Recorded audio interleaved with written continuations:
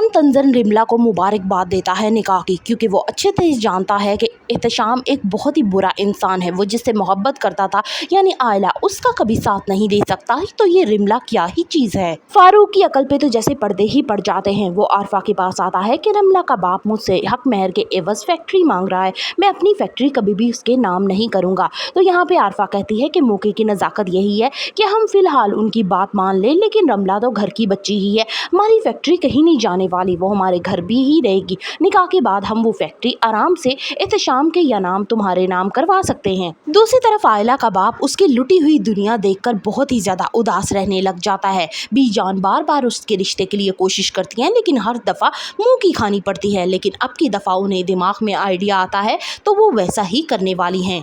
बीजान शमसा के पास आती हैं और कहती हैं कि आज मैं अपने ओन के लिए तुम्हारी आयला का हाथ मांगने आई हूँ, और हक महर में तुम जो चाहो लिखवा लो, तुम्हें हर चीज़ की श्योरिटी दूंगी। रमला ओन से कहती है कि मैं ओन तुमसे बेहद मोहब्बत करती हूँ, मैं एहतशाम जैसे शख्स से मोहब्बत नहीं करती हूँ। लेकिन यहाँ पे ओन कहता है कि तुम्हारे नसीब में वो लिखा जा चुका है और तुम्हारी फुप्पो नहीं लिखा है, लिहाजा बेहतर है कि तुम उनके फैसले पे खुश हो जाओ। बीजान ने मेरा रिश्ता भी पक्का कर दिया है आयला के साथ, और बहुत जल्द मेरी और आयला की शादी होने वाली है, जिसे सुनकर रमला और एहतशाम के तो होश उड़ जाते हैं। शमसा बीजान को वो मिठाई दिखाती है और कहती है कि ये देखिए आपकी बड़ी बहू हमारे साथ क्या सलूक कर रही है। यहाँ बीजान आरफा बेहद गुस्सा करती है कि तुम्हें शर्म नहीं आती, तुम्हारी अपनी बेटी नहीं है, इसका मतलब है कि तुम किसी का एहसास भी नहीं करोगी। आयला एहतशाम से बेहद मोहब्बत करती थी, इन दोनों की ख्वाहिश पे इन दोनों का निकाह किया गया था। लेकिन उसके बाद ताई अम्मी का रवैया और फिर एहतशाम के इल्जामात से आयला अंदर से टूट गई थी। एहतशाम के इल्जामात ने उसे सारी दुनिया में रुसवा करके रख दिया था। वो बार बार बोलती थी कि ये बच्चा एहतशाम का है, लेकिन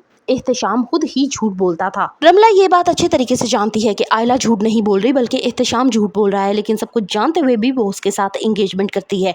for the further reviews of जब्त करनी, सब्सक्राइब माई चैनल। वीडियो अच्छी लगी हो तो एक लाइक तो बनता है।